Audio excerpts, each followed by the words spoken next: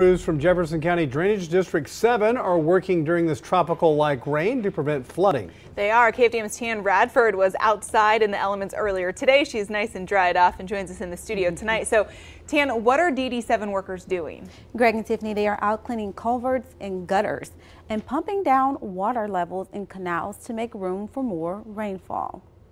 Drainage District 7 is pumping thousands of gallons of water out of canals every minute to make room for more rainfall that's in the forecast. Anytime it rains hard, I'm kind of like, great, you know, kind of watching outside. Aaron Isles works in the Port Arthur area. Whenever it rains, he has flashbacks from Tropical Storm Harvey. It can be a little shell-shocking for some people. That's the second flood that I lived through with Harvey. Drainage District 7 uses 20 pump stations to keep the water moving in and out of homes. It places extra fuel at several locations across Port Arthur, Groves, Nederland, and Port Neches to keep the pumps running. They move the water from the ditches to the forebay of the pump station, and they discharge the water out either through the Sabine Neches waterway or through Taylor's Bayou. Pumping water away is good. I mean, they need to keep it moving and keep it somewhere where it can be contained, or just, you know, out of businesses and out of homes, cars, and property.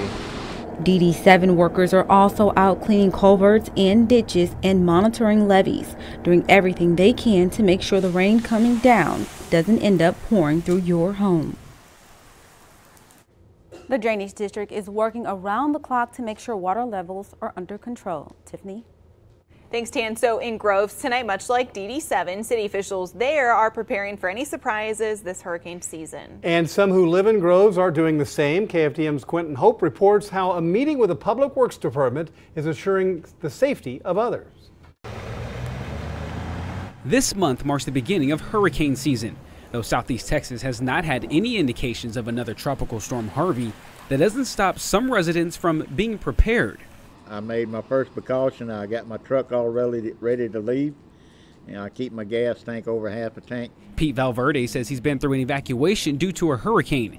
Now that it's hurricane season, he's not taking any chances this time, hoping to avoid being stuck or bumper to bumper in traffic. I got a sister I got to worry about. We don't want to be stuck in that traffic.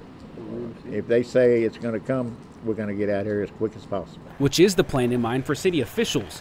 Once a year, the City of Groves Public Works Department holds a meeting to discuss the plans in the event of a storm. It's something that we really don't like to talk about, but we have to talk about it because we must make sure that everything is the way it needs to be. City Manager D.E. Sosa says residents and city assets will be evacuated to Lumberton, followed by city officials once everyone is out. His main message to others is if an order to evacuate is given, get out as quickly as you can. Of course, we can't make you leave, so a lot of times people do not leave, and that's the worst thing you can do is stay, because if you get hurt or something happens, there's no way to get back to you until the threat is gone. For Valverde, that warning alone assures him that city officials care for the safety of others. When you got city officials and workers doing their job to help us, you know, take care of us, it makes you feel good.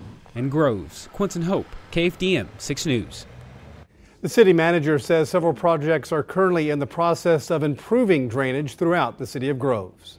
To Orange County tonight, where a family there is celebrating a brand new home nearly 2 years after Harvey destroyed their old one. The Thibodeau family received the keys from representatives from the Texas General Land Office and Orange County Disaster Rebuild. It's all part of the GLO's $1.3 billion in grant money for the rehabilitation and reconstruction of thousands of homes that were damaged by Harvey. Orange County Rebuild provided all the furniture for the home, and that family is more than ready, they say, to start new. We're all excited about the new home. We can't wait to get in it, and it's a blessing. It really is.